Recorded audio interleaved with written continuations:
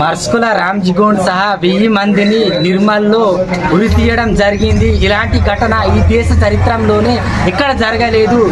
ఆనాడు ఈ ప్రాంతాన్ని దోచుకుంటుంటే బ్రిటిష్ ప్రభుత్వాన్ని వ్యతిరేకంగా మొట్టమొదటిసారి పోరాటం చేసిన వీరుడు మర్స్కుల రామ్జీగోండ్ గారు.